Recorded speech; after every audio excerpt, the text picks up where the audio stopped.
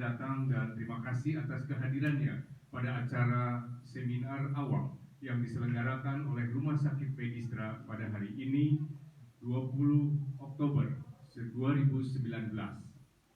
Dan tentu saja di tengah kesibukan atau di tengah kesibukan Bapak Ibu sekalian, terima kasih telah berkenan meluangkan waktunya untuk hadir untuk menambah wawasan pengetahuan khususnya di bidang kesehatan. Bapak Ibu sekalian, kalau kita melihat topik seminar pada hari ini adalah tentang lupus. Apa sebenarnya lupus itu? Kalau awam bilang katanya itu penyakit 1000 wajah. Berarti kalau ada orang berwajah 1000, nah itu dia lupus katanya. Nah, ternyata bukan itu. Ada banyak pertanyaan yang bisa kita tanyakan tentang topik ini. Apa penyebabnya? Dan kemudian apakah penyakit ini sama dengan HIV/AIDS? Lalu kemudian apakah penyakit ini menular atau tidak? Dan juga siapa sih yang banyak terkena penyakit ini? Dan juga pada wanita, apakah wanita yang sakit lupus ini bisa hamil atau tidak? Dan juga bisakah ia hidup dengan normal? Pertanyaan-pertanyaan tersebut tentu saja kita akan kupas tuntas pada hari ini, dan telah berkenan hadir dua pakar dan ahlinya di bidang ini. Yang terhormat, yang pertama adalah Profesor Dr. Heru Sundaru, spesialis penyakit dalam, konsultan alergi imunologi. Kita berikan aplaus untuk beliau. Selamat datang, Prof. Dan nanti pembicara kedua akan disampaikan oleh Dr. Alvina Widani, spesialis penyakit dalam, konsultan alergi imunologi. Baik, Bapak Ibu sekalian, kesehatan memang penting. Ada pepatah, jika petang langitnya merah, cahaya surya merah merona. Kesehatan adalah anugerah, harus terus dipelihara. Oke. Baik, Bapak Ibu sekalian, waktu memang telah lewat. Saat ini kita menunjukkan pada pukul 10 lewat 20, hampir lewat 20 menit. Dan kita segera akan awali pertemuan kita pada hari ini. Untuk itu kami undang dengan hormat pembicara pertama, Profesor Dr. Heru Sundaru, spesialis penyakit dalam, konsultan alergi imunologi. Untuk itu dengan hormat Prof. Heru untuk dimohon menyampaikan materinya. Baik, Bapak Ibu kita sekalian, kita berikan aplaus untuk kita semuanya. Sedikit tentang CV dari beliau. Profesor Dr. Heru Sundaru, spesialis penyakit dalam, konsultan alergi imunologi. Lahir di Solo 3 Juni tahun 1945, pendidikan lulus pada Fakultas Kedokteran Universitas Indonesia tahun 1969.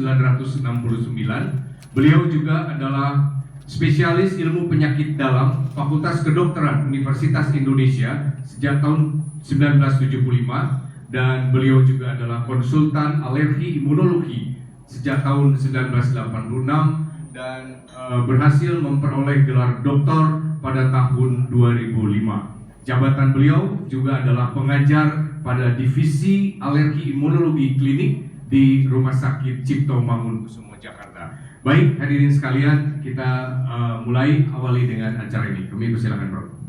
Terima kasih. Bismillahirrahmanirrahim. Bapak, karena ada bapaknya nih, dan ibu-ibu sekalian, terima kasih telah diberi kesempatan oleh Rumah Sakit Medistra, USI, ya, untuk sekedar memberikan informasi barangkali mengenai apa itu lupus, apa itu autoimun. Dalam praktek saya di Medistra, ininya nggak jalannya, ya. Di Medistra kita sering mendapat pasien, kadang-kadang dia bingung, masuk nangis. Kenapa? Dia masuk datang, kenapa Bu? Saya udah sebulan nggak tidur, nggak nafsu makan. Kenapa? Anak saya positif. Apa artinya? Saya dibilang saya penyakit autoimun, saya sudah diobati. Lalu saya telaah, biasa sebagai dokter, biasanya mulai dengan wawancara, kemudian kita periksa, kemudian kita periksa labnya, sehat 100%. Masuk dengan sedih, keluar dengan ketawa. Ya, sudah sebulan tidak tidur, kurang makan, anaknya terlantar, ya takut sekali ternyata penyakit autoimun. Datanglah maka ada tawaran, mau nggak memberikan ceramah autoimun dan lupus dengan segala senang hati. Itulah makanya kenapa pagi ini saya berdiri di sini. Meskipun beberapa kali saya bicara mengenai autoimun, peserta itu banyak sekali. Hari ini barangkali kekhawatiran ada acara pelantikan presiden. Ya, bukan acara pelantikannya, takut ada riot, takutnya. Mudah-mudahan sih enggak. Saya percaya keamanan kita terjamin, ya, insya Allah. Baik, saudara-saudara sekalian, kita bicara mengenai autoimun and lupus, bukan lupus and autoimun. Kenapa? Kita akan bicara dulu garis besar, kemudian kita masuk ke tempat yang lebih sempit mengenai lupus. Ya, kenapa? Karena lupus adalah bagian daripada autoimun. Ya, kita masuk rumah yang besar dulu, baru kita masuk ke kamar tidurnya. Kira-kira gitu, ya. Baik, lanjutkan. Apa itu autoimun sebetulnya? Autoimun adalah penyakit di mana sistem kekebalan tubuh kita, ya, mengalami gangguan. Karena apa? Kekebalan kita itu anehnya menyerang tubuh kita sendiri. Ya, normalnya kekebalan itu dipakai untuk menahan serangan yang datang dari luar, bakteri, virus, sebagainya.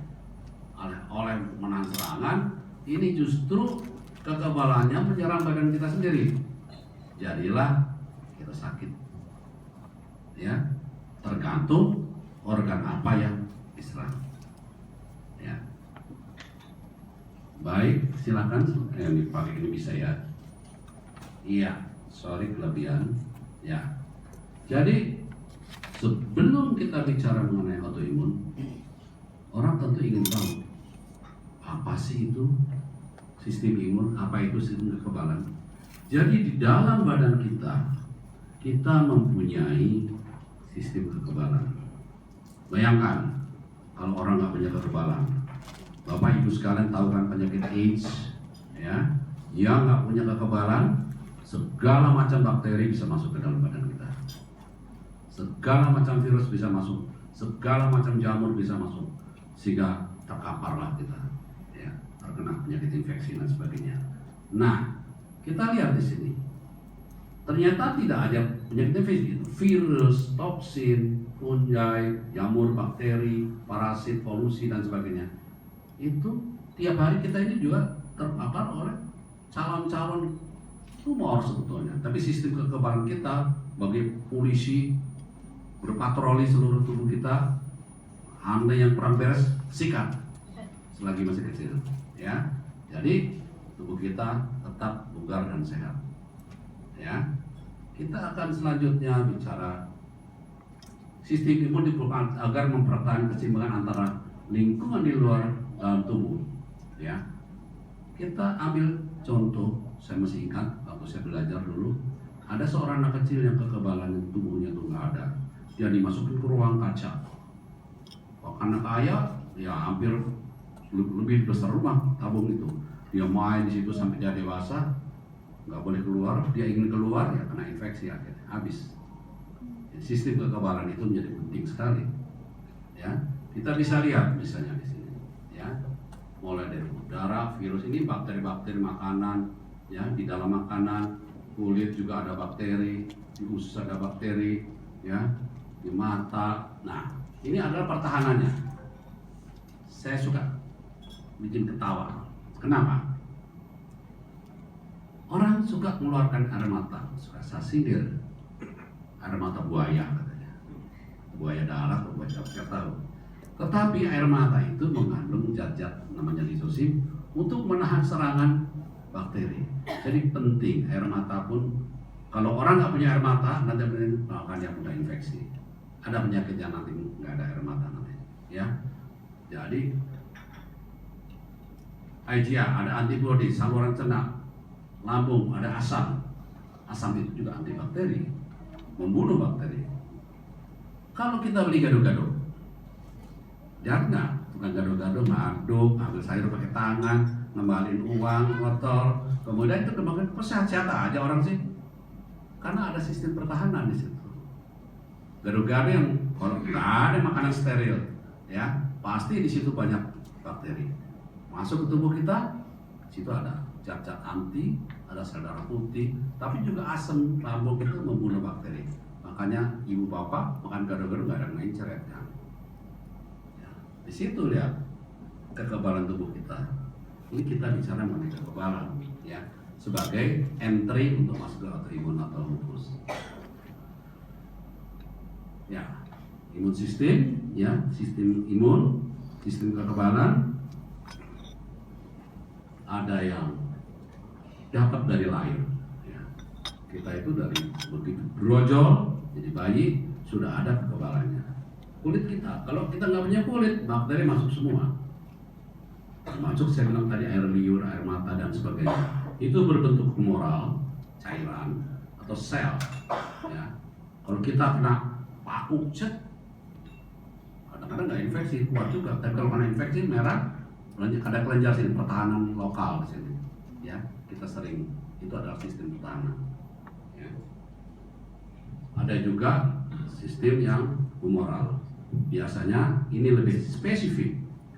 Spesifik artinya kalau kita dimasukin kuman yang dilemahkan, vaksin yang terkenal ada vaksin hepatitis B, suntik vaksin, badan membentuk zat anti terhadap apa? Terhadap yang diberikan tadi adalah vaksin hepatitis B. Ya. Tapi karena spesifik tidak untuk hepatitis C atau hepatitis A. Ya, spesifik. Jadi memang kadang-kadang kita dirangsang untuk membentuk kekebalan.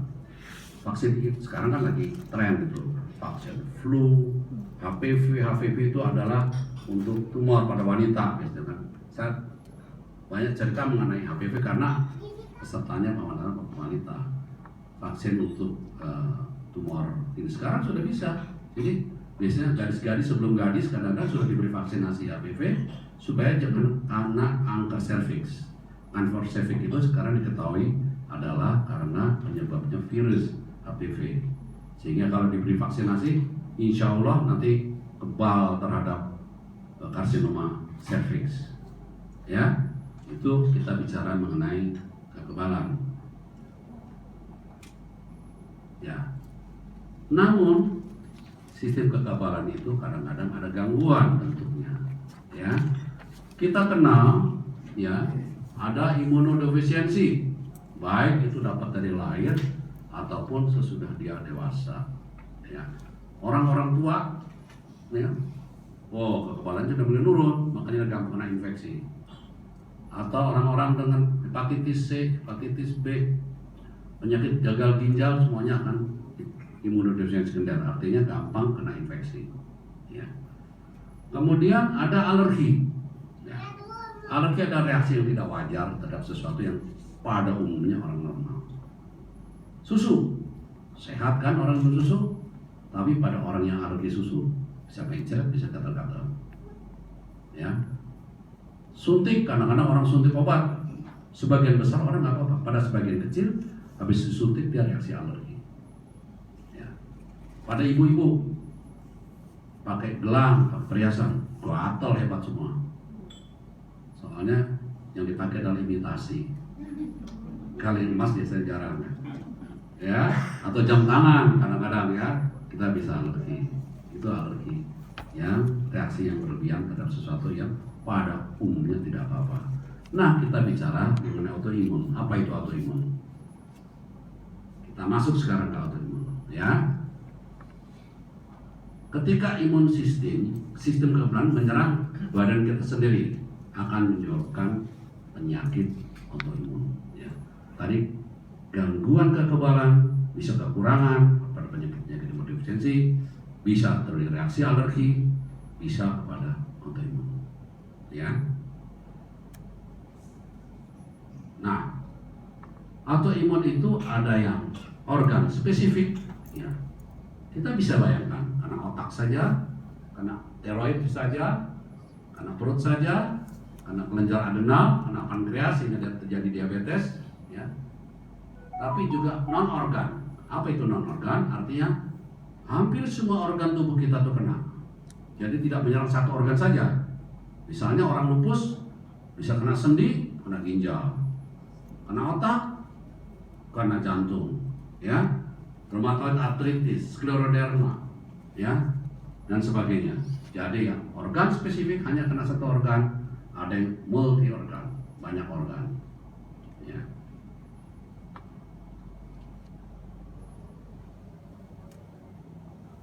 Ya, kita lihat di sini bayangan organ spesifik, non organ spesifik. Yang paling sering sinilah Hashimoto, pembesaran kelenjar sini, sampai kepada penyakit lupus. Jadi ada rheumatoid arthritis di sini, ya. Artinya apa? Ini bisa sistemik, berbagai organ.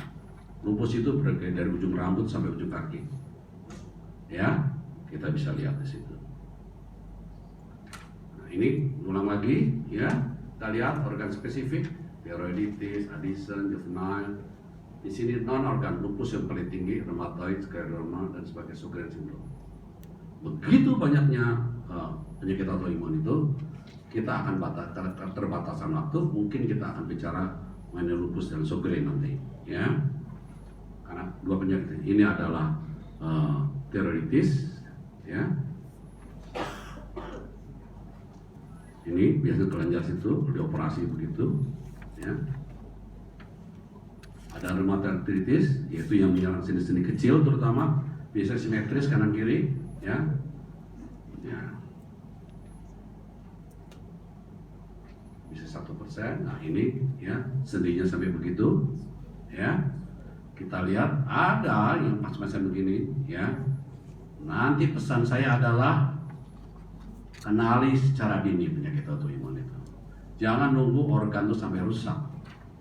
Ya, kalau kita mengenal penyakit ini dini, maka komplikasi itu tidak terjadi atau bisa dicegah. Apa yang terjadi? Kebanyakan pasien tangannya sudah bengkok, atau kalau lupus dia sudah kena gagal ginjal, sudah cuci darah. Nah, itu yang kita mengenali secara dini, itu adalah yang paling bijaksana. Ya, ini yang kalau sudah lanjut, LES atau lupus erythematosus sistemik itu adalah penyakit autoimun sistemik yang ditandai adanya autoantibodi atau antigen, pembentukan kompleks imun, regular imun, menyebabkan kerusakan pada organ-organ tubuh. Jadi pada lupus terjadi pembentukan zat anti yang mulai sirkulasi darah, ya, terhadap organ-organ tertentu dia, ya, bisa ke ginjal, bisa ke otak, bisa ke sendi. Lupus itu begitu hebatnya, ya. Kenapa demikian? Tadi kita lihat di sini, adakah faktor genetik? Ya, sebagian terbukti pada anak kembar biasanya yang tinggi, ya. Faktor lingkungan, kita lihat sini, injeksi stres, banyakkan infeksi virus dan cahaya matahari utamanya. Hormonal, kenapa? Karena yang kebanyakan yang kena itu perempuan. Pada lupus perbandingannya 9 perempuan 1 laki.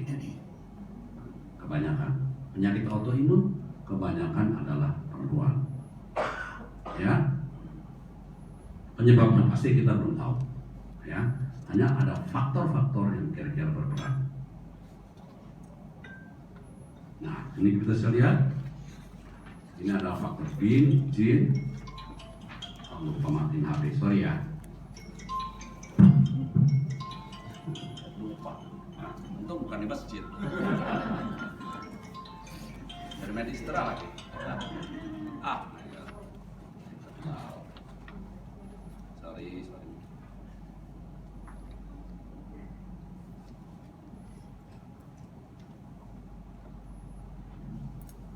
Ya, jadi kita lihat tadi ada faktor genetik mungkin, ada yang rumit sekali, ada yang lingkungan, cahaya matahari, perempuan, infeksi dan sebagainya. Ini akan mempengaruhi respon, misalnya ada virus, sistem kekebalan kita berpengaruh sehingga membentuk antibodi. Antibodi adalah cairan kekebalan, ya, akan mempengaruhi tubuh kita. Ya. Baik, kita lihat di sini ada lupus. Inflamasi. Apa itu inflamasi? Inflamasi adalah peradangan. Peradangan itu bisa kena ginjal, ya, res, bisa kena sendi, bisa kena sel-sel darah, bisa kena otak, jantung, sistem pembekuan darah.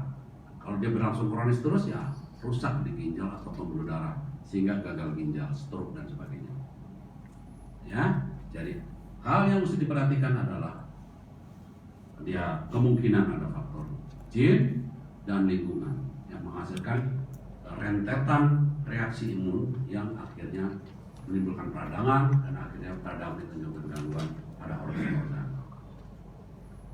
Jadi kembali lagi saya akan ingatkan bahwa untuk mengobati ini adalah pengenalan dini. Jangan tunggu sampai organ kita rusak. Ya, ini yang biasanya datang kepada kita. Ya, pemeriksaan anak. Ya, sorry.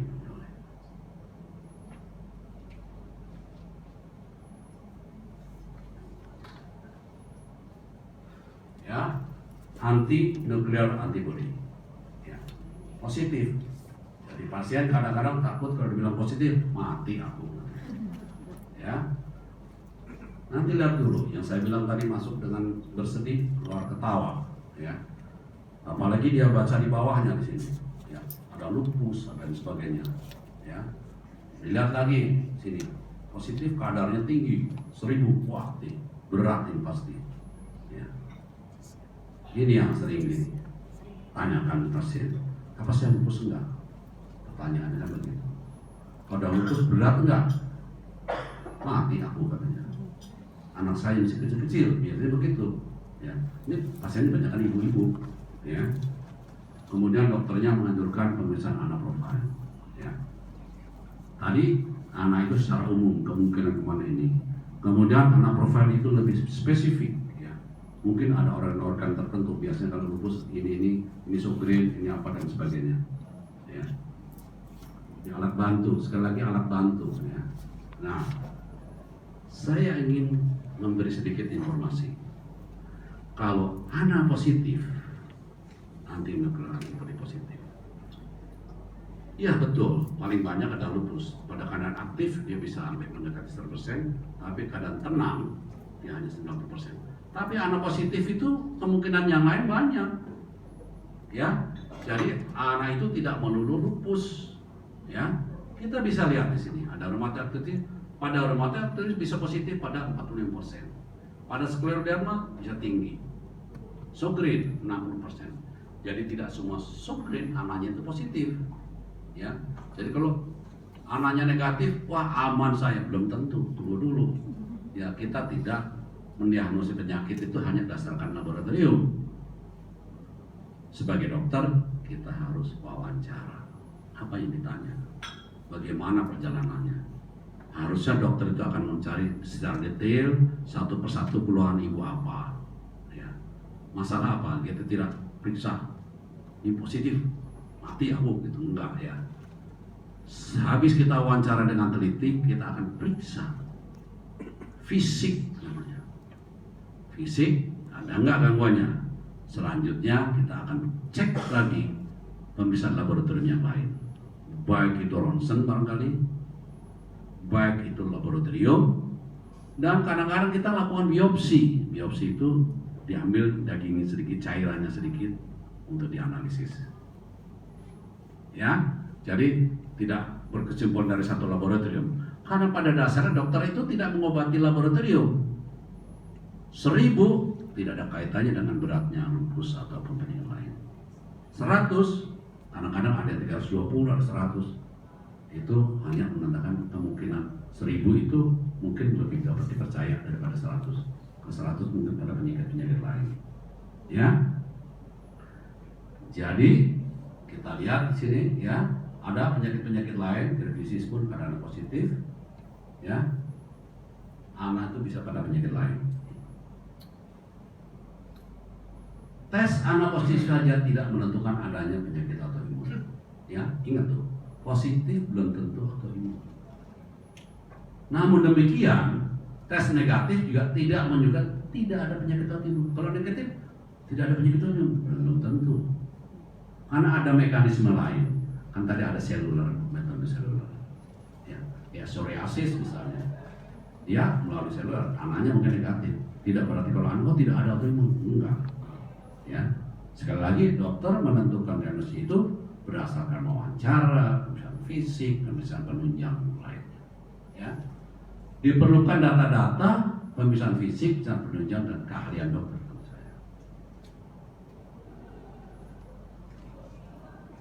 Nah, bagaimana kita lihat ini? Ini kita belajar sedikit. Ya, anak positif mungkin ada autoimun, mungkin juga bukan autoimun. Kalau ada penyakitnya, mekanisme bukan melalui anak barangkali. Pada individu sehat juga bisa anak positif. Ya. Kalau negatif, penyakit autoimun dengan antibodi lainnya, jadi dia datang ada penyakit tapi anaknya negatif. Ya, mungkin ada mekanisme lain, kemungkinan bukan penyakit autoimun bisa pada individu sehat. Ya, kita lihat lagi. Anaknya positif pada orang sehat. Pada orang sehat bisa positif, ya. Nih, lihat. Healthy population sekitar 5%. Healthy. Nah, kalau saudaranya ada yang lupus, ayah ibunya ada yang lupus, maka dia juga akan positif pada 25% bahkan. Ya. Dia sehat, tapi saudaranya ada yang lupus, ya, dia akan positif. Orang tua bisa positif, di atas 60 tahun bisa positif, ya, kehamilan kadang-kadang positif. Ya. Ini perbandingannya, ya. Anak yang 40, 80, makin kecil, 3-3 healthy people, orang Soviet, ya, anaknya positif, ya. Tergantung pada umur juga, ya. Nah, kita lihat anak negatif kebanyakan. Kalau anak-anak 1/1000 kecil, ya, sangat sedikit, tapi kemungkinan besar makin besar kemungkinannya. Ini salah satu luka-luka di sariawan, orang bilang ini bolak-balik sariawan. Ini kadang-kadang ada gangguan pembuluh darah, ya, bercak-bercak, orang bilang ruam di telapak kaki atau di kaki, ya. Ya, ini yang paling sering orang takut lupus, kayak kupu-kupu, orang bilang butterfly, ya, rambut rontok, ada butterfly, ya. Kadang-kadang kena sendi, ya. Kadang-kadang lupus juga bisa ke paru-paru, ya. Ini, ya. Ini gambaran paru-parunya, ya, serositis. Jadi serositis itu udah cairan rongga-rongganya positif. Bisa ke jantung, cairan di sekitar jantung, kantong jantung itu bisa positif. Selain jantungnya sendiri bisa kena lupus. Ya, di ginjal tentu aja, di otak. Ya. Diagnosa lupus yang tepat sangat penting.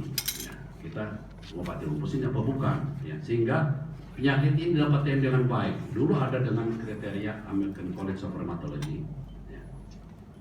11 kriteria, ya, ada 11 item.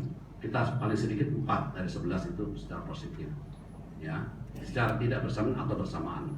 Kita lihat apa itu. Nah, ruam malar, ya, di sini yang orang bilang di pipi, ya. Tapi kalau ada wanita ruam malar sini merah, jangan saya lupus, ya. Dan dulu banyak orang di sini merah, wanita-wanita. Ya, pakai foundation, pakai yang merah pipi, ya, bukan itu, ya.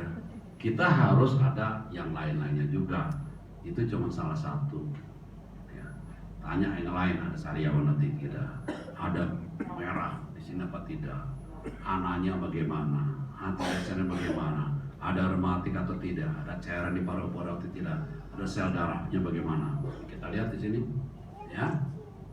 Ini gimana? Dia lupus juga fotosensitif artinya apa? Ya kalau karena matahari merah, kadang-kadang yang hebat seperti udang rebus sekarang. Ya, serositis ini pleuritis perikarditis tadi, ada kelainan ginjal, makanya kencingnya biasanya diperiksa, ada protein. Ada kelainan otaknya, bisa kejang atau gangguan jiwa, kelainan darah, ya, kelainan laboratorium, dan anaknya positif. 4 dari 11 ini juga positif, biasanya itu karena lupus. Jadi tidak anaknya positif terus lupus saja, nggak ada apa-apa, nggak ada hujan, nggak ada angin, bilang lupus. Sering terjadi, ya. Kalau sudah dibilang anak positif, wah ini pasti lupus. Ya, jangan takut dulu. Ini yang baru 2012, tapi hampir sama saja sebetulnya. Penyakit kulit, ini sariawan, radang sendi, serositis, anemia. Cuman di sini lebih dipisah darahnya. Ada sel darah merah, sel darah putihnya kurang 4.000, trombositnya kurang 100.000. Ini ANA, antisenas, ini ya lebih banyak. Ini 4 dari 17. Ya, obat-obat yang dipakai, Anda jangan heran. Kita lihat di sini, photo protection, jadi yang lupus sebaiknya enggak nantang matahari gitu ya. Bukan tidak boleh, boleh kena matahari orang lupus. Biasanya sebelum jam 10 atau jam 9 pagi atau sesudah jam 4 sore. Ya, atau pakai foundation, pakai yang skin protector, sun protector gitu ya, SPF. Ya, ini adalah obat-obat yang biasa dipakai. Steroid, methotrexate, dan sebagainya. Kalau dia udah berat, dia pakai steroid juga, obat-obat penanganan seperti obat tumor gitu ya. Simpulannya, lupus erythematosus merupakan penyakit autoimun kronis yang disertai dengan inflamasi atau peradangan kronis. Gejalanya sangat bervariasi dari orang ke orang, menyerang berbagai organ tubuh, bila dari kulit sampai ke otak tentu saja. Prognosis ditentukan oleh beratnya penyakit dan organ yang terlibat. Kulit cuma kena sendi, kena kulit, don't worry, ya. Tapi kalau kita sudah sampai ginjal mesti berhati-hati. Paling banyak ginjal yang sering, ya. Oleh karena itu mengenal aktivitas dan beratnya lupus sangat penting untuk diketahui oleh pelaksanaan yang efektif. Mengenai tanda-tanda lupus yang berat sangat diperlukan terutama di ruang gawat darurat dan penyakit komplikasi yang fatal, ya. Karena tidak sadar, ya udah sesak nafas, ternyata juga ada radang paru-paru atau cairan paru-paru. Ya, saya seperti tadi, ini adalah penyakit yang paling sering dari autoimun dibanding lupus. Tapi yang paling bahaya adalah lupus tentu saja. Ya, ini tadi masih lupus ya. Salah naruh slide-nya barangkali ini. Ini sel darah, anti DNA. Ini adalah Namusogren syndrome, dokter Swedia, ya, dokter mata. Ini adalah sosialita Venus Williams. Siapa nggak kenal Venus Williams? Ya, dia ada kekerkes, dia ada kekeringan air mata, ya. Mulutnya kering, kulitnya juga kering.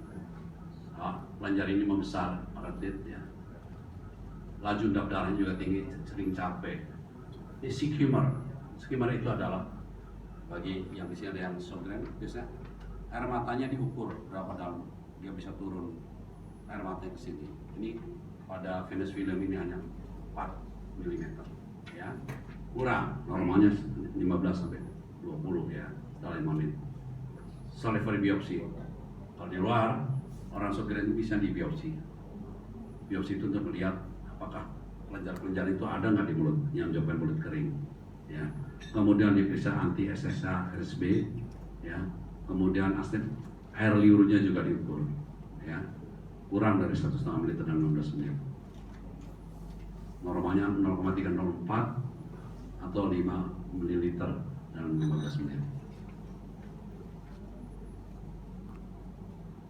Ini organ-organ yang terlibat, ya, dari eyes, kita lihat sini, matanya kering sehingga menyebabkan dia susah menelan.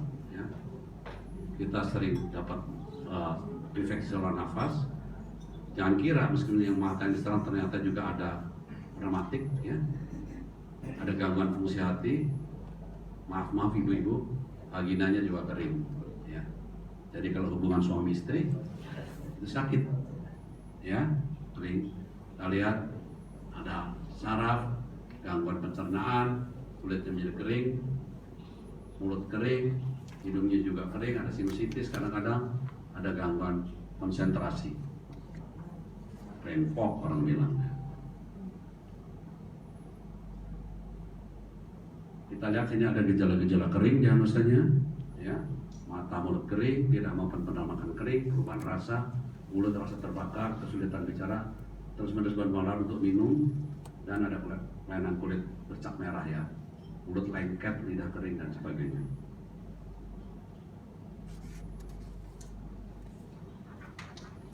Ini pembesaran kelenjar parotid, tidak semua begini, ya, karena ini matanya diukur, air liur diukur, ini di biopsi, ya, mulutnya,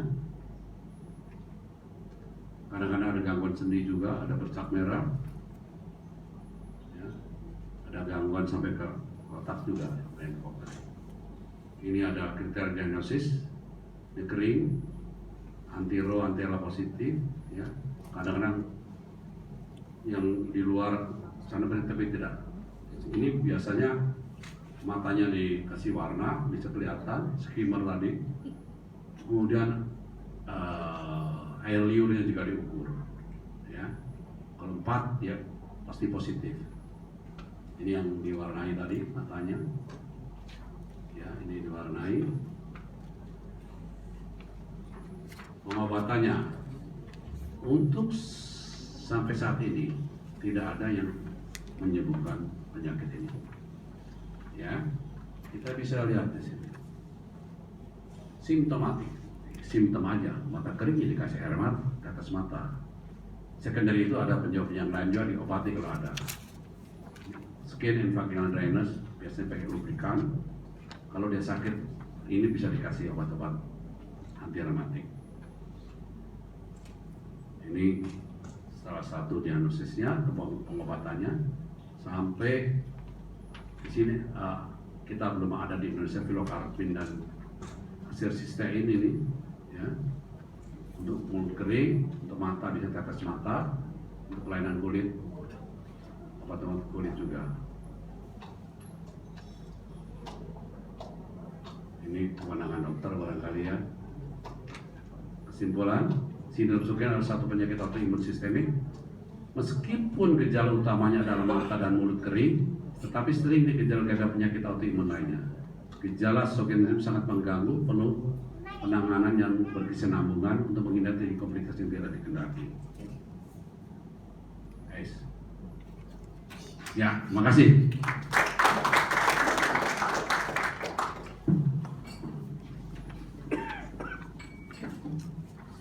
Baik, terima kasih Prof. Heru Sundaro. Ya, untuk itu kami mohon pembicara kedua terlebih dahulu untuk menyampaikan materi. Kami undang dengan hormat Dr. Alvina Widani, spesialis penyakit dalam, konsultan alergi imunologi. Beliau akan menyampaikan topik lupus dan kehamilan. Baik, kita ikuti bersama. Kami persilakan, Dok. Ya, terima kasih. Pertama saya ucapkan atas undangan untuk menjadi pembicara pada acara seminar awam yang sangat bermanfaat ini, ya. Jadi memang autoimun ini sekarang sangat menjadi isu yang sangat apalagi kita dengar ada selebritis yang terkena penyakit autoimun. Dan juga memang beberapa tahun terakhir ini memang sebagai dokter kita mulai menemukan bahwa pasien-pasien dengan autoimun ini semakin meningkat.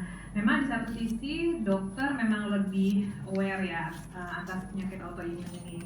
Tapi selain itu juga memang ada faktor-faktor lingkungan yang berubah, kemudian faktor-faktor pajanan zat zat-zat kimia yang banyak yang memang pada penyakit autoimun ternyata memang ada peran dari faktor-faktor seperti itu. Gitu. Jadi makanya mungkin sekarang banyak kita lihat ya di media sosial atau banyak acara-acara seperti ini yang membahas mengenai penyakit autoimun. Ya, jadi kalau tadi Prof. Heru sudah membahas mengenai lupus dan penyakit autoimun secara umum ya, Bapak Ibu sekalian.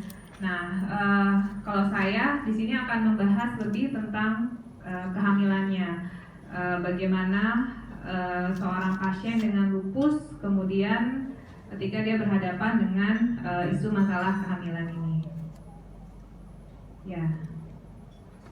Nah, kenapa isu mengenai kehamilan ini menjadi penting? Karena memang kita ketahui kalau kita lihat pada kenyataannya memang perempuan lebih banyak yang menderita lupus.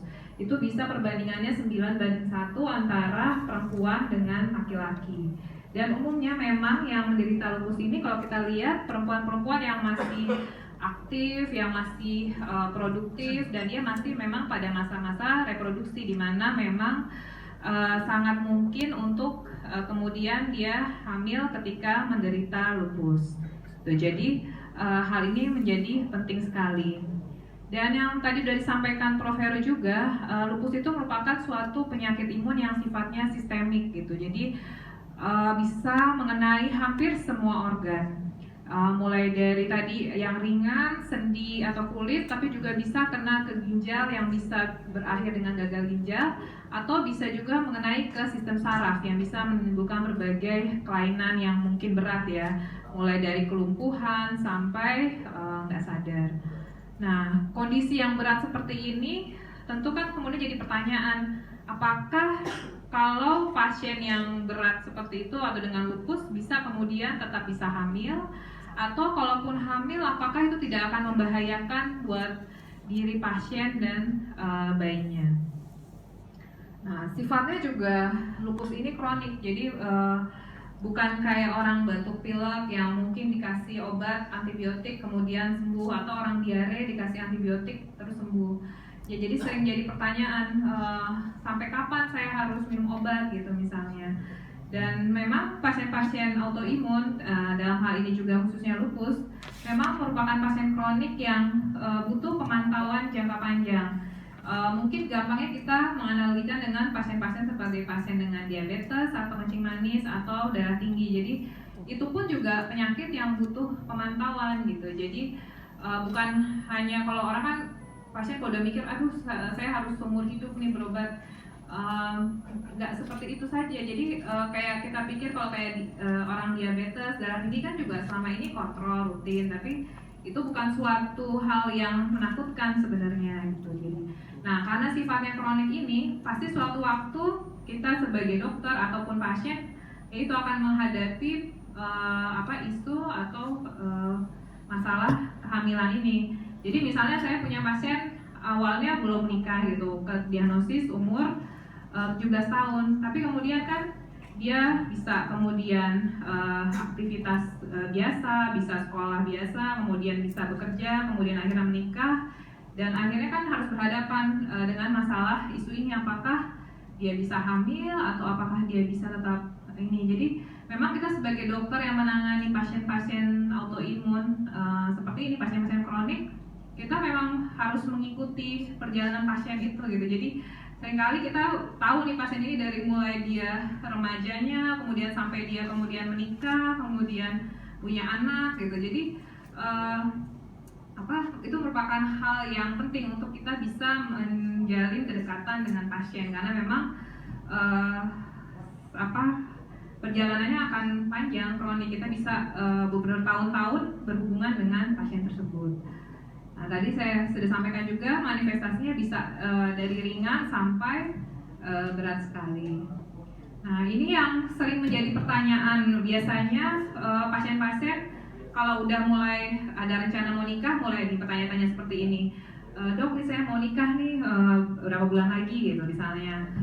Misalnya calon suami saya ada pertanyaan-pertanyaan seperti ini, atau misalnya yang sudah menikah bisa juga datang kemudian dengan suaminya, kemudian datang bertanya mengenai pertanyaan-pertanyaan ini, karena memang ini suatu hal yang lumrah ya, yang natural ya. Pasti kan semua perempuan atau semua pasangan suami istri pasti ingin memiliki keturunan atau ingin memiliki anak. Nah, terus di tengah keinginan yang natural itu, yang lumrah, yang memang punya anak, tapi kan ada kekhawatiran juga. Apakah sebenarnya nanti bisa berbahaya kehamilannya, baik buat si ibunya sendiri yang memang sudah mungkin bertahun-tahun dengan lupusnya, sudah minum obat cukup banyak, dan dia pasti berpikir nih, apa obat yang saya konsumsi aman kalau nanti hamil. Nah, kemudian juga dia bertanya-tanya, kalaupun nanti hamil, apakah anak saya bisa normal atau jangan-jangan cacat gitu. Nah, jadi pertanyaan-pertanyaan seperti ini kemudian muncul, apakah kehamilan itu bisa normal dan apakah bisa berjalan dengan lancar. Nah, jadi mudah-mudahan dari apa yang saya sampaikan hari ini bisa mungkin menjawab pertanyaan-pertanyaan yang muncul di antara Bapak atau Ibu di sini. Mungkin saya bertanya di sini, keluarga-keluarga pasien dengan lupus atau ada yang memang hanya tidak ada yang dengan pasien, tidak ada hubungan sama sekali, hanya ingin tahu saja gitu tentang lupus.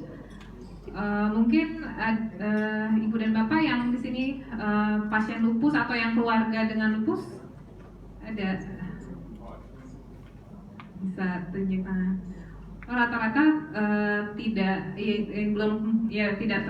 berhubungan dengan lupus ya, maksudnya bukan pasien atau tidak memiliki keluarga dengan lupus ya. Jadi ya ini pertanyaan-pertanyaan yang sebenarnya sering muncul dari pasien-pasien yang ketika datang ke saya. Nah, ini pertama ya tadi saya sampaikan. Nah, kalau sudah menderita lupus, bisa nggak sih punya anak? Kadang-kadang kepikiran nih, saya udah minum obat sebanyak ini, bisa nggak saya tetap punya anak nih ya? Jangan-jangan obat yang saya konsumsi berpengaruh untuk kesuburan misalnya. Nah,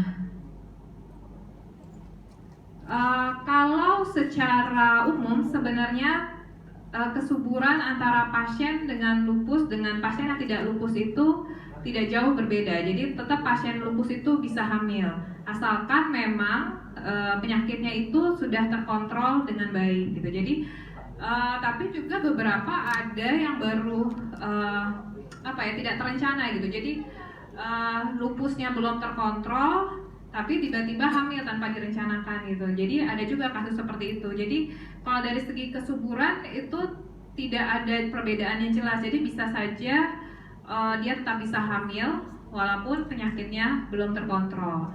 Tapi tetap harus sebenarnya dengan perencanaan yang baik, karena nanti saya akan sampaikan ada kondisi-kondisi di mana yang bisa memperburuk hasil keluaran dari kehamilan tersebut. Kan pasti kalau seorang ibu itu kalau hamil pasti kan ingin anaknya baik ya, maksudnya lahir kondisi kandungannya cukup bulan, lahirnya juga cukup beratnya gitu. Dan tidak ingin ada kelainan atau gangguan pada bayinya. Nah, untuk dapat ini tentu butuh perencanaan dan pengobatan yang tepat gitu.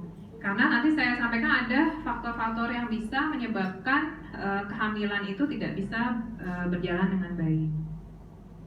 Nah, ada yang beberapa faktor yang bisa menyebabkan seorang perempuan dengan lupus itu bisa berkurang kesuburannya. Jadi kalau makin aktif penyakitnya, misalnya sampai dia ada kelainan di ginjal atau di saraf, itu lebih berat, itu bisa juga mempengaruhi kesuburan dari pasien tersebut. Kemudian juga pengaruh obat-obat yang dikonsumsi. Jadi ada beberapa obat yang memang sifatnya dia bisa mempengaruhi kesuburan, jadi mempengaruhi produksi dari sel telurnya itu gitu. Jadi, nah obat yang paling berpengaruh itu ada yang namanya siklofosfamid. Jadi ini merupakan salah satu obat yang digunakan pada lupus-lupus yang berat, misalnya lupus-lupus dengan kelainan ginjal yang berat atau kelainan saraf yang berat. Nah, tapi biasanya kalau kita lihat pasiennya itu perempuan yang masih muda misalnya, atau dia masih belum punya anak, masih mengharapkan pengen punya anak, biasanya kita tidak berikan obat ini, kita cari alternatif yang lain. Jadi selalu ketika dokter memberikan obat akan berusaha untuk dicari yang paling minimal resikonya gitu. Jadi kita bisa dapat manfaat yang besar tapi resikonya tidak banyak untuk pasien. Nah, ada obat yang sering dipakai juga yang hampir semua pasien lupus rata-rata mendapatkan steroid namanya. Itu ada istilahnya namanya, kalau mungkin pernah dengar, prednison atau methylprednisolone. Itu ketika dia diberikan dalam dosis yang agak tinggi, itu bisa mempengaruhi juga kondisi hormon di tubuh yang nantinya juga bisa mempengaruhi hormon yang dihasilkan dari sel telur tersebut gitu. Jadi ada pengaruhnya yang nanti juga bisa mempengaruhi tidak hanya siklus menstruasi tapi juga bisa mempengaruhi kesuburan. Nah, jadi memang ada hal-hal yang bisa mengurangi kesuburan, tapi bukan berarti kemudian putus harapan gitu. Jadi kalau udah kena lupus, aduh saya nggak bisa nih punya anak gitu. Kemungkinannya nggak subur gitu. Jadi salah kalau dikatakan kalau orang lupus itu nggak bisa punya anak. Jadi sebenarnya pasien lupus bisa punya anak, cuma memang ada beberapa faktor yang bisa mempengaruhi kesuburannya. Ya, ini obatnya yang namanya siklofosfamid contohnya. Nah, terus ketika kemudian pasien itu sudah hamil, dia akan muncul pertanyaan, apakah kehamilan saya ini nanti akan membuat lupus saya menjadi parah, lebih berat gitu kan? Pasti nggak mau juga ya, karena dia sudah pernah mengalami misalnya kondisi lupusnya yang berat tuh seperti apa. Misalnya yang paling dikhawatirkan tuh kan misalnya gangguan ginjal pada pasien lupus, karena itu bisa berakhir pada gagal ginjal. Jadi di tengah harapan dia pengen punya anak, tapi pasti ada kekhawatiran juga apakah lupusnya bisa lebih parah dengan dia hamil. Nah, sebenarnya kalau secara secara biologis tubuh kita, janin itu sih sebenarnya memang secara normal itu memang suatu benda asing. Jadi ketika seorang ibu itu hamil, janin itu kan sebenarnya bukan bagian dari tubuh dia kan, percampuran dari suami dan istri gitu. Jadi itu ada gabungan dari itu. Nah, itu sebenarnya dianggap oleh tubuh sebenarnya itu merupakan bukan bagian dari tubuh kita. Jadi ada benda asing. Nah, sehingga kemudian tubuh kita itu diciptakan sama Allah, diciptakan bagaimana caranya agar janin itu bisa bertahan pada kehamilan itu biar tidak dianggap sebagai benda asing. Jadi tidak kemudian janin itu jadi kalau dianggap sebagai benda asing kan kayak tadi diceritakan Prof. Heru, sistem imun kita kalau menganggap itu benda asing maka nanti akan dilawan gitu, akan dianggap sebagai musuh. Nah, supaya itu tidak kemudian gagal janinnya, makanya pada orang yang hamil ada perubahan-perubahan dari sistem imun. Jadi sistem imunnya lebih tolerable. Jadi ada perubahan-perubahan supaya si janin itu kemudian bisa tumbuh dengan baik gitu. Nah, tapi memang perubahan-perubahan itu pada pasien dengan lupus bisa berdampak tidak baik gitu. Jadi ada sistem imun yang dia cenderung meningkat pada kehamilan dan ada yang cenderung menurun. Nah, yang cenderung meningkat pada kehamilan itu secara normal, tapi kalau pada pasien lupus dampaknya tidak baik kalau untuk kehamilannya, karena justru sistem imun yang lebih meningkat itu kalau pada lupus dia bisa menyebabkan lupusnya menjadi lebih aktif. Nah, selain itu pada kehamilan juga ada perubahan-perubahan hormon kita di dalam tubuh kita yang memang secara normal itu wajar pada ibu hamil terjadi perubahan hormon itu yang fungsinya juga untuk supaya janin itu bisa tumbuh dengan baik.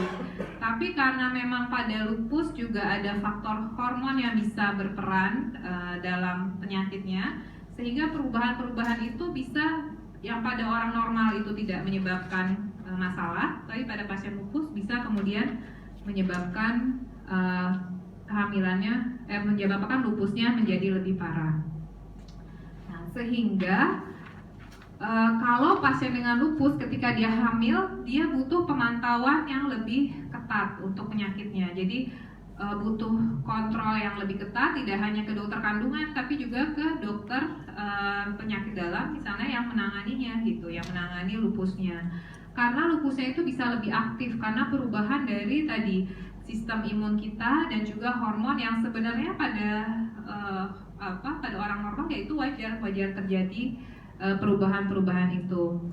Nah, yang sering lupusnya itu lebih aktif kalau misalnya munculnya pada justru pas setelah selesai persalinan, kemudian trimester ke-1 dan paling jarang sebenarnya pada trimester kedua atau ketiga. Jadi pada awal-awal kehamilan tuh harus lebih hati-hati, dan setelah melahirkan itu juga harus hati-hati. Jadi itu masa-masa di mana rawan lupusnya bisa lebih aktif gitu. Jadi memang sepanjang kehamilan pasien dengan lupus itu harus dipantau lebih ketat, beda seperti mungkin kehamilan yang tanpa lupus.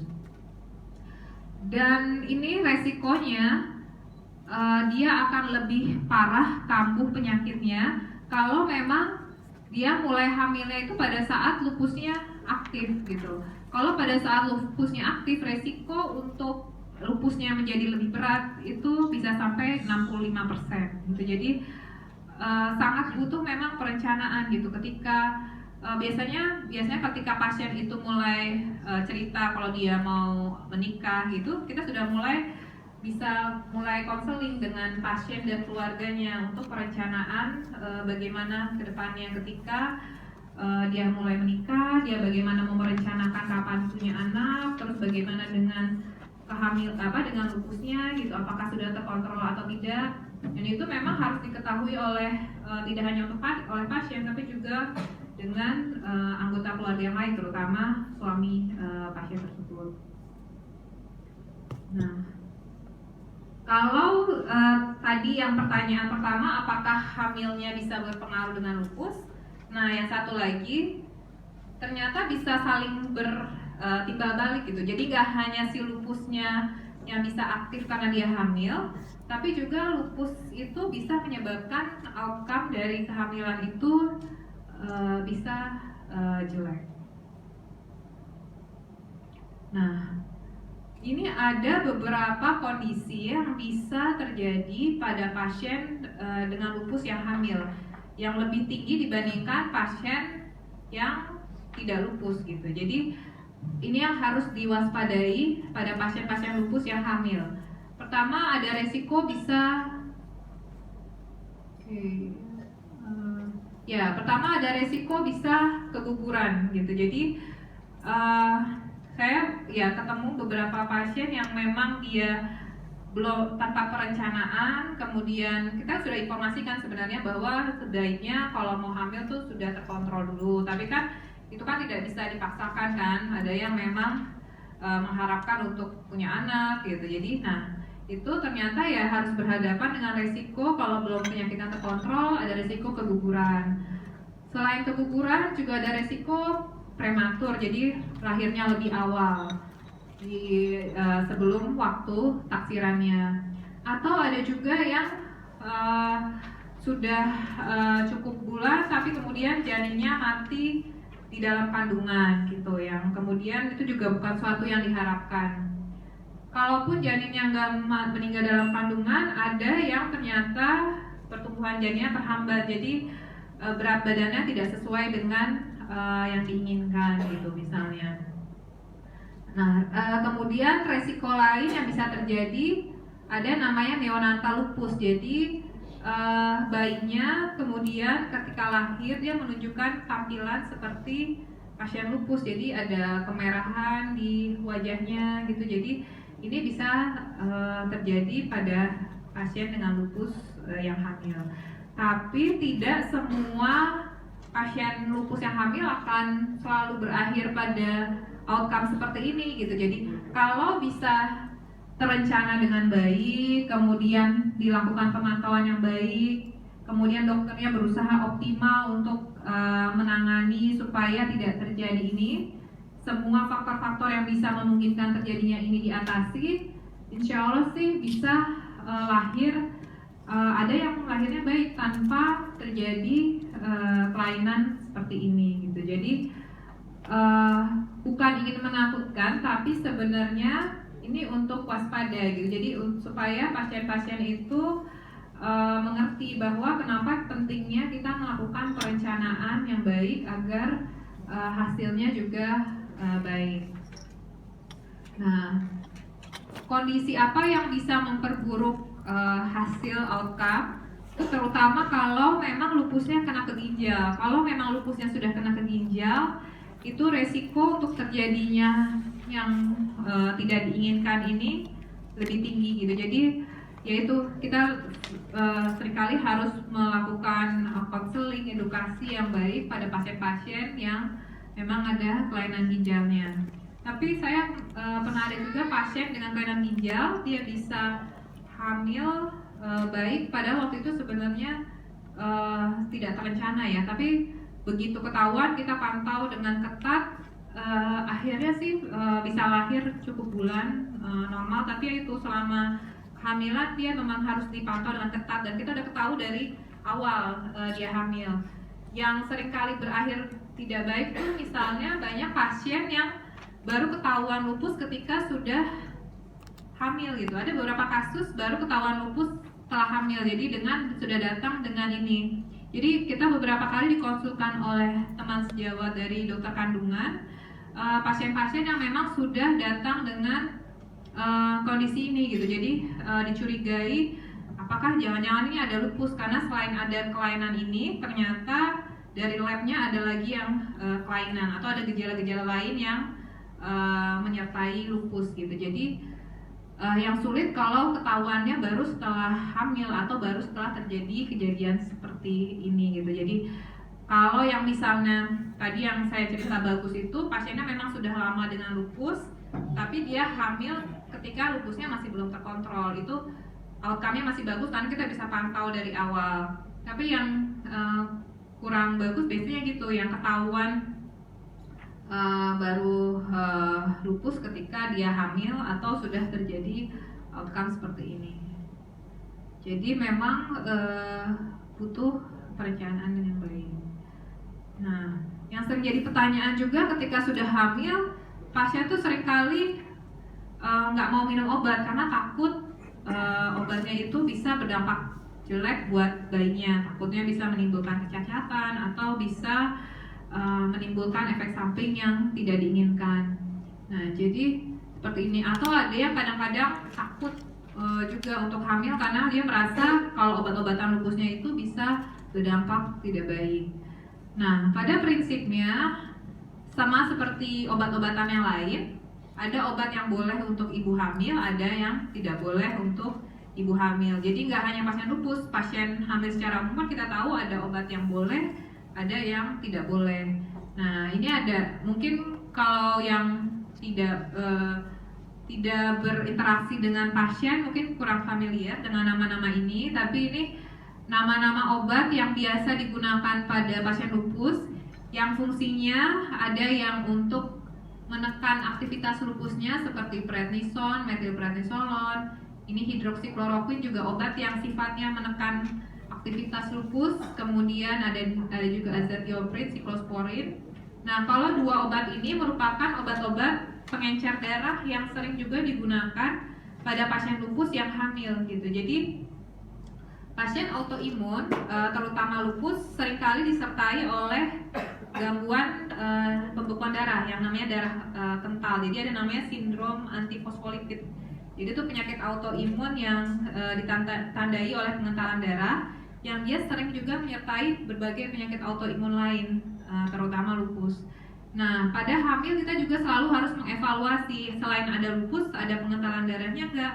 Karena kalau ada pengentalan darahnya, yang tadi saya pada slide selanjutnya, sebelumnya.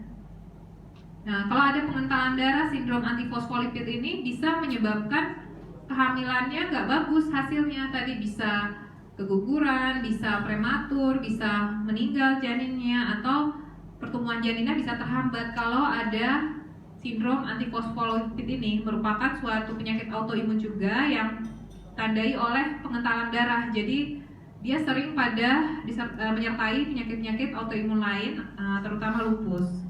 Nah, jadi kalau ada pengentalan darah ini, jadi aliran darah ke plasenta kemudian ke janinnya itu tidak bisa dengan baik, sehingga resikonya bayinya bisa terhambat pertumbuhannya atau bisa abortus gitu. Jadi selalu dokter ketika menangani pasien-pasien dengan autoimun yang hamil atau yang lupus yang hamil, dia akan mengevaluasi apakah ada juga darah kental yang menyertai pasien tersebut.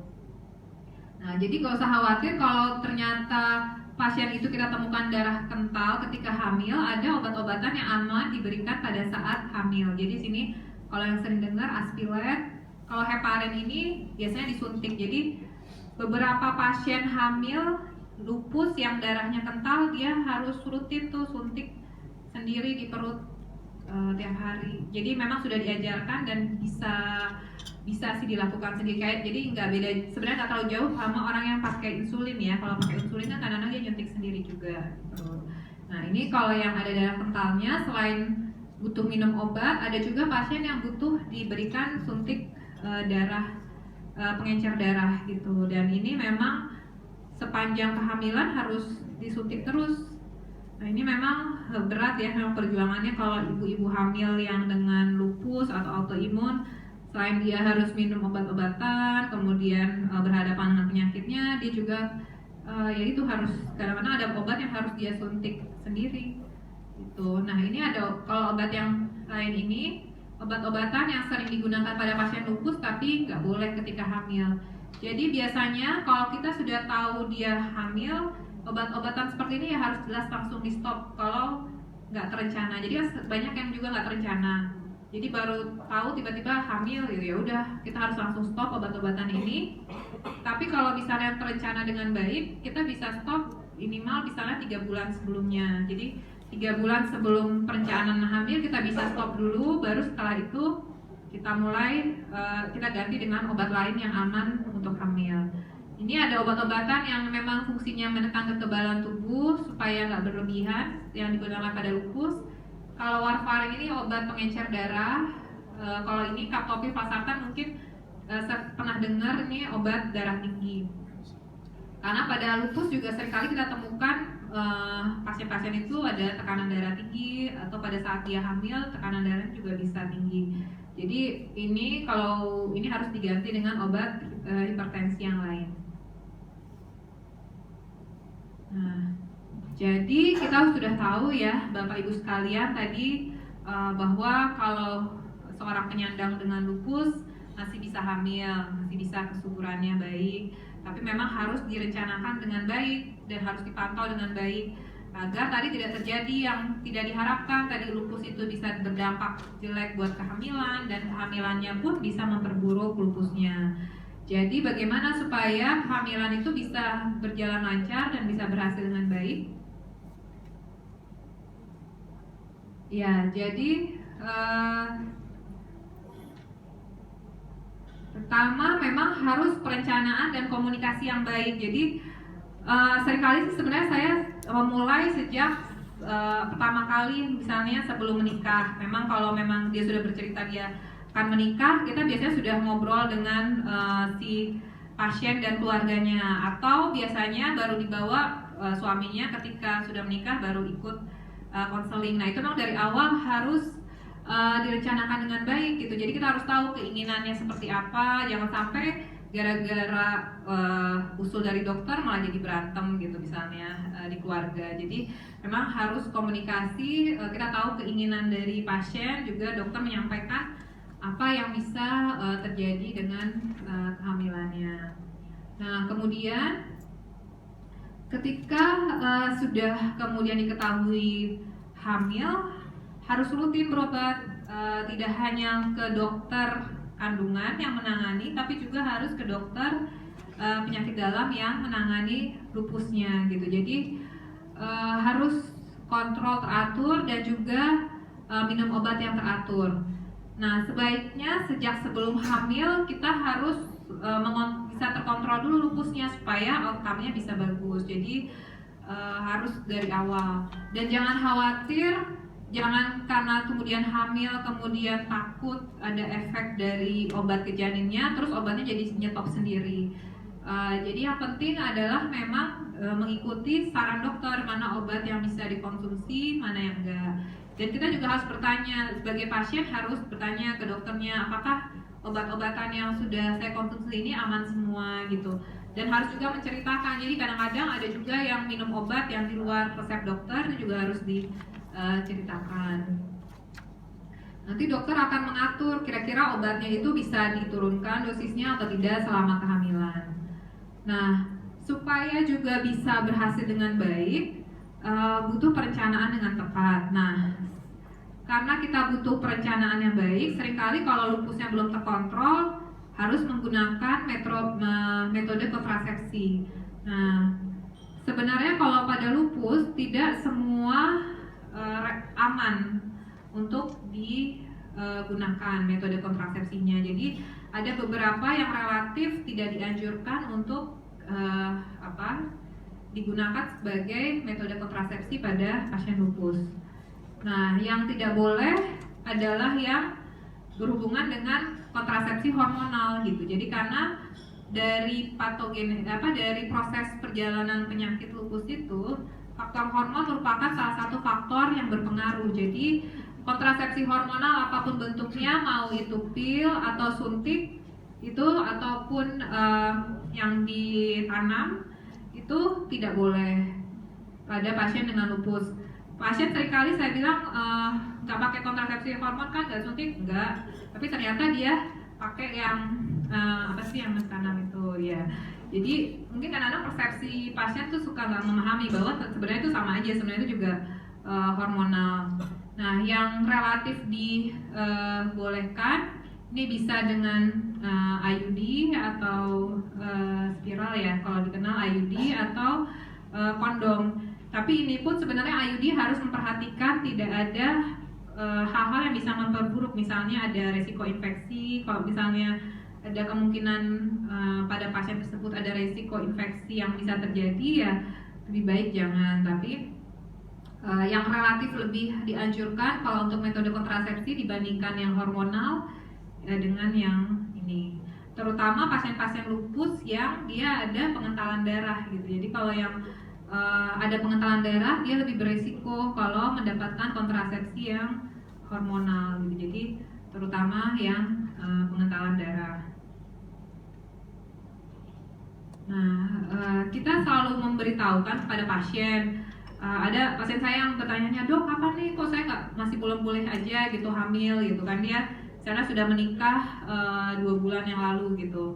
Nah, kita selalu berusaha mengasih tahu bahwa sebenarnya idealnya itu kalau mau kamu ideal sekali itu lupusnya sudah harus terkontrol dulu, remisi minimal 6 bulan gitu. Jadi kadang-kadang kita nggak bisa memaksakan, tapi kita juga harus menginformasikan ke pasien bahwa idealnya ya seperti ini gitu. Tapi kalau memang misalnya kadang-kadang kan masing-masing keluarga ya ada masalah sendiri ya, tuntutan sendiri. Jadi kita nggak bisa memastikan, tidak bisa memaksa, tapi kita memberitahu bahwa kalau mau hasilnya baik, minimal 6 bulan sudah terkontrol. Nah, ada catatan-catatan idealnya kalau mau hamilnya bagus, tekanan darahnya harus normal, nggak ada kelainan ginjal, terus lab HB-nya HB itu hemoglobin, darah putih, trombositnya normal. Terus ada parameter lab lain yang sering diperiksa pada pasien-pasien dengan lupus, suka diperiksa namanya anti-dsDNA, kemudian antibodi antifosfolipid ini untuk mengetahui pengentalan darah. Kalau anti-RO ini pemeriksaan darah untuk mengetahui adakah resiko yang tadi bayinya jadi kena lupus, yang tadi neonatal lupus. Nah, kalau ininya bagus semua, resikonya akan lebih rendah. Nah, terus juga obat yang namanya steroid ini dosisnya harus sudah dosis rendah kalau kita mau ideal sekali, karena dosis yang tinggi pun nanti outcome untuk kehamilannya tidak baik. Selain itu juga dosis yang masih tinggi itu menandakan bahwa lupusnya belum terkontrol gitu. Jadi kalau dosisnya rendah, perkiraan kita sebenarnya lupusnya sudah baik.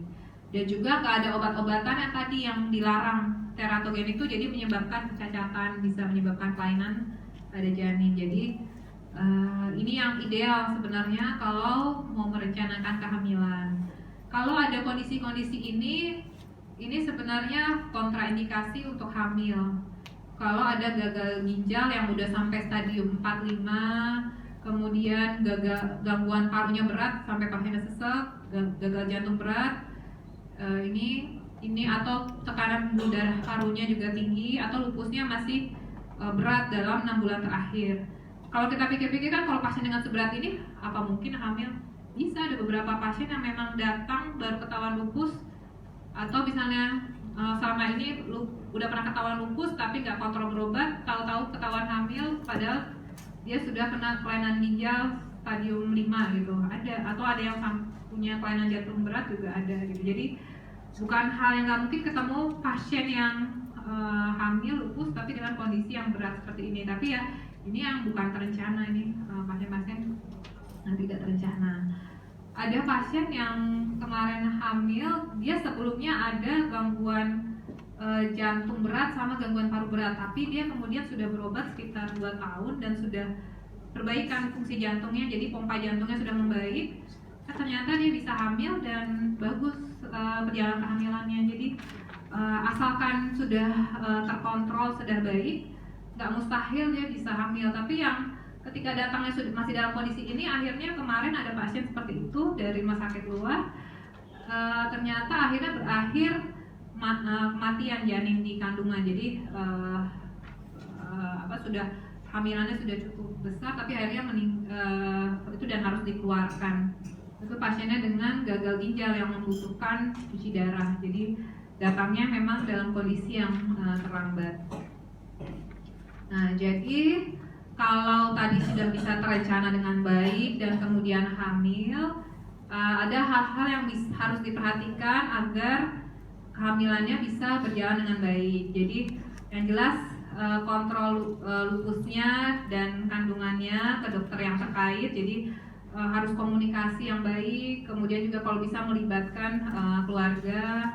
Kemudian nanti dokter akan melakukan beberapa pemeriksaan. Biasanya di awal hamil akan banyak tuh, sama seperti ketika awal terdiagnosis lupus, akan banyak yang diperiksa labnya. Jadi agak mungkin biayanya agak mahal sedikit di awal, tapi kita selalu menekankan ini kan kehamilan merupakan suatu yang berharga, dan biasanya pasien-pasien kayak gini biasanya kehamilannya mahal, biasanya yang udah bisa bertahun-tahun belum punya anak gitu, terus akhirnya baru punya anak. Jadi biasanya kita tekankan memang butuh biaya karena memang ini yang sangat berharga ya, mahal biasanya. Nah, kemudian kalau sudah dicek lab, kemudian juga harus minum obat teratur sesuai petunjuk dari dokter. Kemudian waktunya juga dipantau, dan yang penting juga harus makan sehat dan teratur.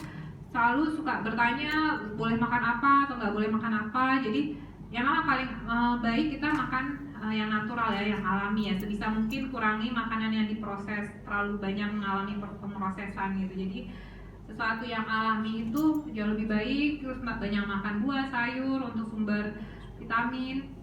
Dan juga memang pada beberapa pasien lupus terutama vitamin D juga merupakan hal yang penting, karena dari berbagai penelitian vitamin D itu bisa berperan memperbaiki tidak hanya lupusnya, kemudian juga darah kental itu juga bisa membaik.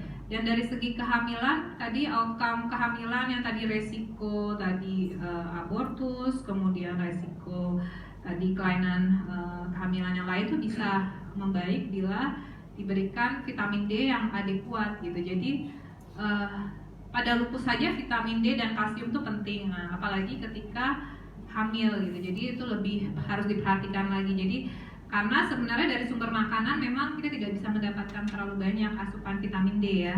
Apalagi kalau pasien lupus nggak boleh kena matahari, karena matahari itu merupakan suatu trigger untuk lupusnya kambuh gitu. Karena sinar ultraviolet itu bisa menimbulkan kerusakan DNA sel-sel kulit, itu bisa memicu lupusnya menjadi aktif. Jadi kalau pada pasien lupus itu memang salah satu yang dianjurkan itu selalu memakai tabir surya, atau kalau keluar menggunakan pelindung supaya nggak terlalu kena matahari.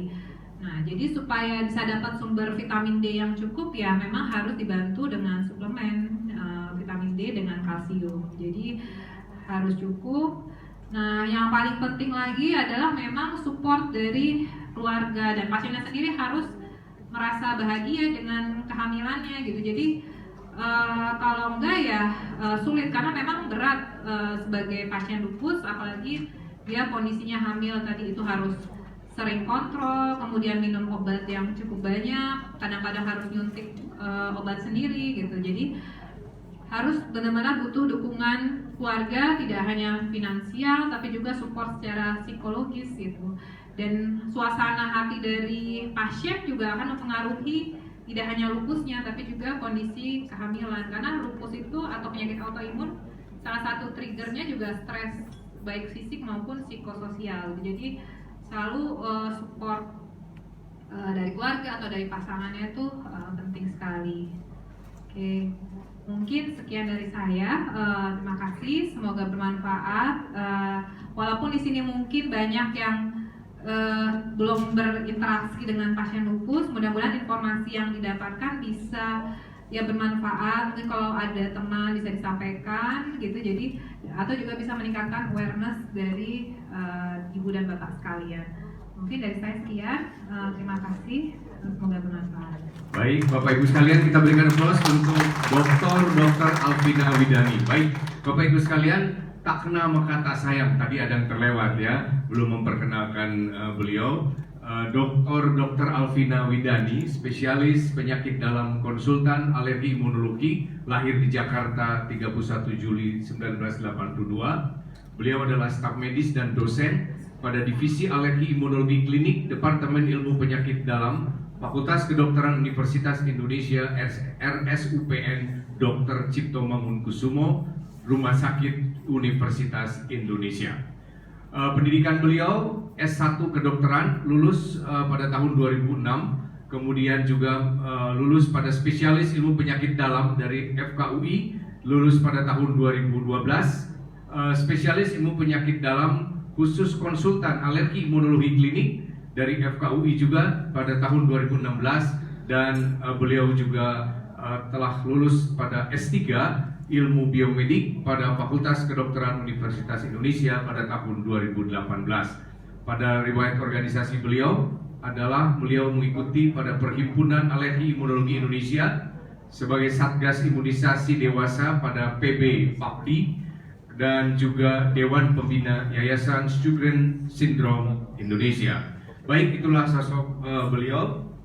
Bapak Ibu sekalian, dua pembicara, dua narasumber telah memaparkan materinya. Tadi didahului oleh Prof. Heru Sundaru, beliau telah memaparkan secara lengkap apa itu lupus, penyebabnya, gejala, bahkan tes diagnostik sampai terapi. Juga tadi disampaikan oleh beliau mengenai sindrom Sjögren. Kemudian Dr. Alvina secara lengkap beliau telah memaparkan kepada kita bagaimana seluk-beluk pada ibu hamil, ya, apakah dengan ibu hamil bisa ibu hamil aman dengan penyakit lupus. Untuk itu kita sampai pada acara diskusi. Kami mohon kami undang dengan hormat kedua narasumber untuk berkenan menempati tempat yang telah kami sediakan. Bapak Ibu sekalian, sebelum acara diskusi terlebih dahulu kami sampaikan nanti kita akan ada door prize bagi para peserta seminar pada siang hari ini, berupa 5 orang akan mendapatkan door prize e-money senilai Rp100.000 dari Bank Mandiri dengan logo Rumah Sakit Medistra.